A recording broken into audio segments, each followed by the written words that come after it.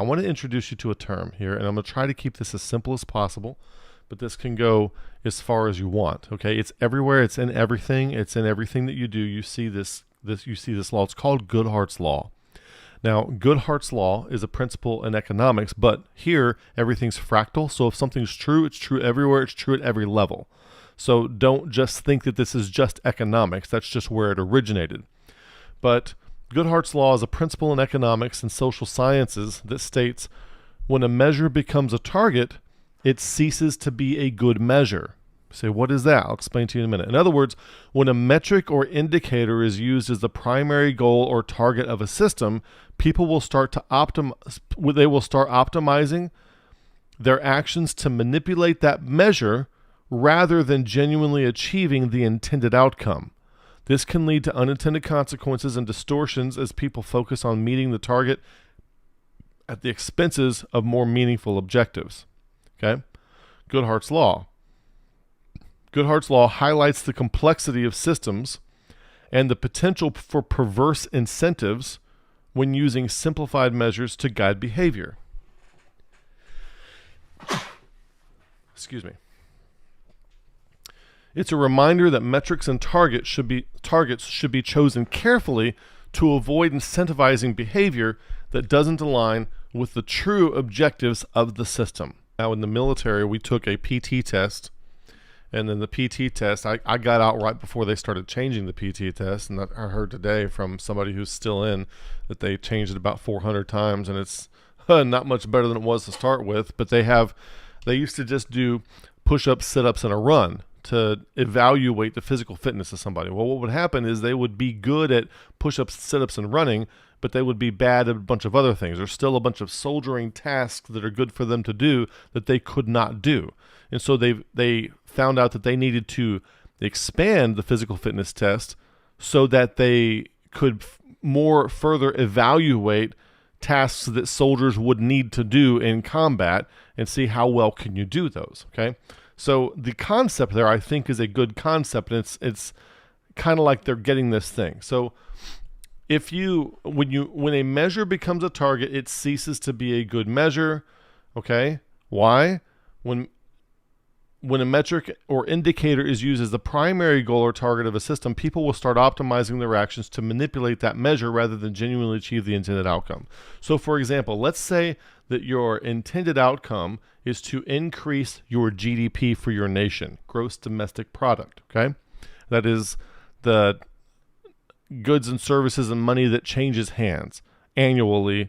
If it equals so much, your economy is doing well. Well, you can have a very good GDP, and if you optimize only for that, what you're going to wind up with is war and slavery and addiction.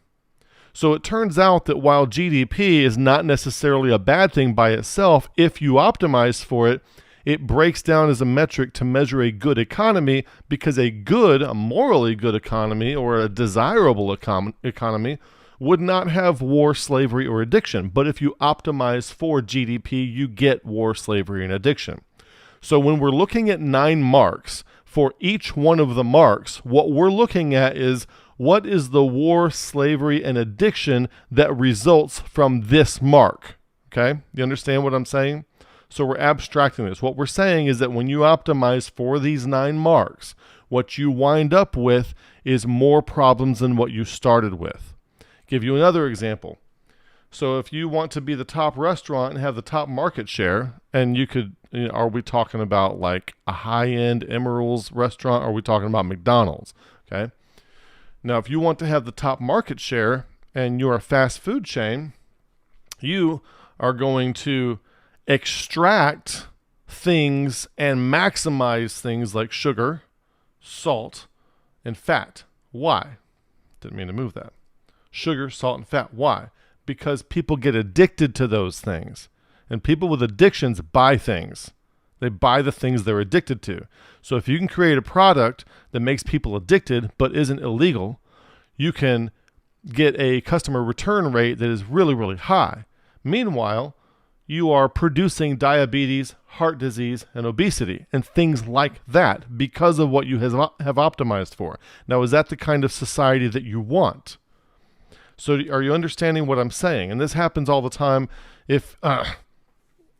So if you look at one of the 9 marks of the 9 marks system, which is here, right? You can come back and you could say, okay, what is the diabetes, heart disease, and obesity of having a biblical understanding of conversion as one of the 9 marks of a healthy church, or a biblical theology as one of the 9 marks of a healthy church? See, these things sound good. They sound good just like a top restaurant market share sounds good, just like gross domestic product sounds good. But when you optimize for them, you wind up with other things that are not desirable. And this brings me to the concept of what I would call yellow teaming. Okay? You say, what is yellow teaming? Well, I'm going to explain it to you. You would have, traditionally when you're doing something, you have a blue team and a red team, and you're wargaming, okay? So let me put that up here. You're wargaming a plan. Say, we're going to do this. What are the pros and cons? Blue. These are the pros, and then the red team is going to problematize your pros. Right? So the blue team is going to say, hey, we're going to take out the bridge, and the red team is saying, well, they have aircraft that's going to come bomb you while you're trying to take out the bridge. So you can't do that. And we know that the enemy is over there. They're going to see you. You're not going to be able to take out the bridge. So then that gets fed back into the blue team, and they figure out how to take out the bridge even though the enemy has aircraft that's going to blow them up. Okay? You understand the concept here, okay? So when you're optimizing for one thing. So in economics, what is the blue team? What do we want to do? I want to sell food to people and make tons of money. Or really, I just want to make tons of money. So how does that happen? Well, you're going to optimize for sugar, salt, and fat because that's addictive.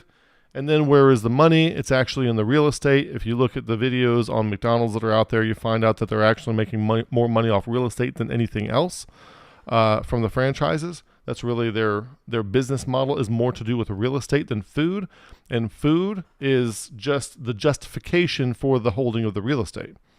So there's multiple layers to this. So I'm wargaming this, and then I'm going to problematize it. Okay, we're going to sell these foods. Well, Wendy's is going to compete with you because their meat is never frozen. Well, then, okay, well, let's also offer meat, double quarter pounders with cheese that are also never frozen. So it goes around like this. Well, there's another concept called yellow teaming. Okay, yellow teaming, and that is, what are the unintended consequences?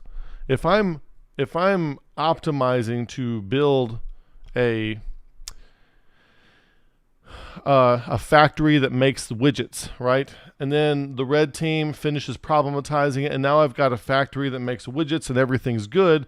Meanwhile, I'm dumping a bunch of pollution into the river, and that pollution is killing a bunch of fish. And then the people who are fishing can't fish. The price of fish goes up, and some people start starving to death because they were relying on that fish. And now what I've done is I've externalized harm. Okay, since I have a narrow scope of optimization. My scope of optimization is too narrow, and it does not consider all the things that I'm actually affecting. Okay.